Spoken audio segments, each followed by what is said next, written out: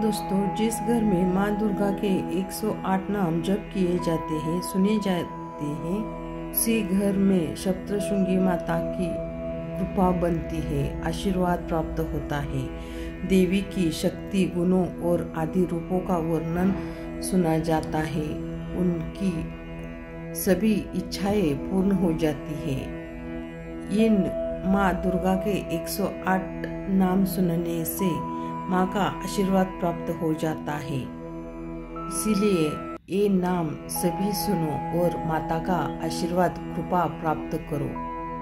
ओम सती नमः, ओम सांधवी नमः, ओम भवप्रीता नमः, ओम भवानी नमः, ओम भवमोचनी नमः, ओम आर्या नमः, ओम दुर्गा नमः, ओम जया नमः, ओम आधा नमः, ओम त्रिनेत्रा नमः, ओम शूलधरणी नमः, ओम पिनाकधारिणी नमः, ओम चित्रा नमः, ओम चंद्रघंटा नमः, ओम महातपा नमः, ओम मनहा नमः, ओम बुद्धि नमः,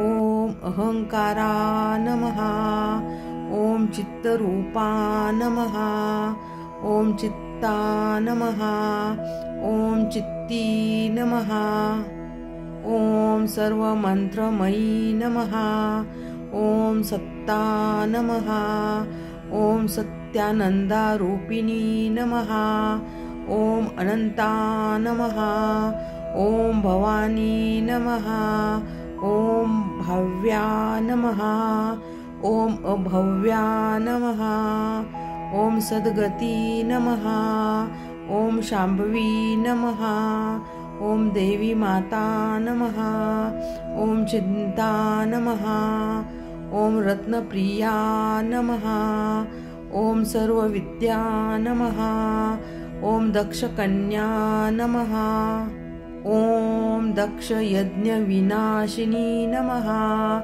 ओम अपर्णा नमः, ओम अनेक वर्णा नमः, ओम पटला नमः, ओम पटलावती नमः, ओम पाटंबर परिधाना नमः, ओम कलमंजिरी रंजिनी नमः, ओम अमेय विक्रमा नमः, ओम क्रूरा नमः, ओम सुंदरी नमः, ओम सुरसुंदरी नमः, ओम वनदुर्गा नमः, ओम मातंगी नमः, ओम मंतंगमणिपुतिजा नमः, ओम ब्राह्मी नमः, ओम महेश्वरी नमः, ओम इंद्री नमः, ओम कौमारी नमः,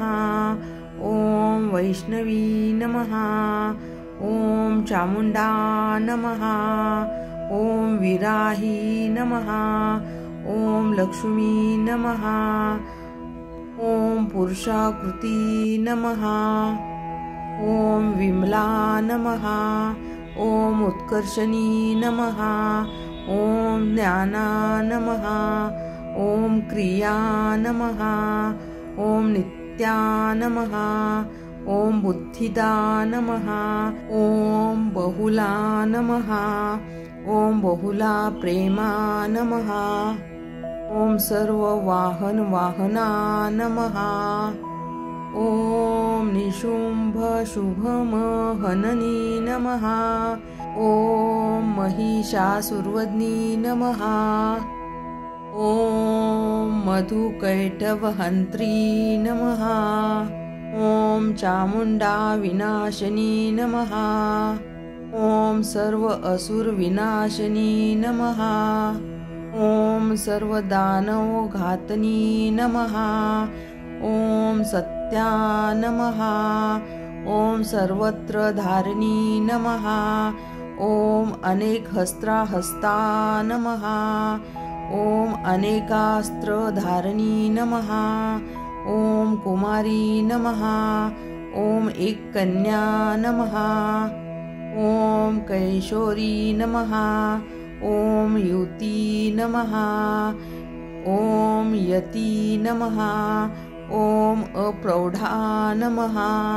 ॐ प्रौढा नमः। ॐ वृद्धमाता नमः। ॐ बलप्रदा नमः। ॐ महोदरी नमः।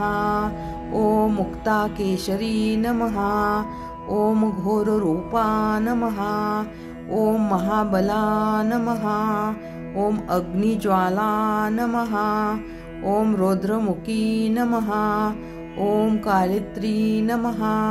ॐ तपस्विनी नमः। ॐ नारायणी नमः। ॐ भद्रकाली नमः। ॐ विष्णुमाया नमः। ॐ जलोन्दरी नमः। ॐ शिवदूती नमः। ॐ कराली नमः। ॐ अनंता नमः। ॐ परमेश्वरी नमः। ॐ कांत्यायनी नमः। ॐ सावित्री नमः। ॐ प्रत्यक्षा नमः। ॐ ब्रह्मवादिनी नमः। ॐ सर्वशास्त्रमयी नमः।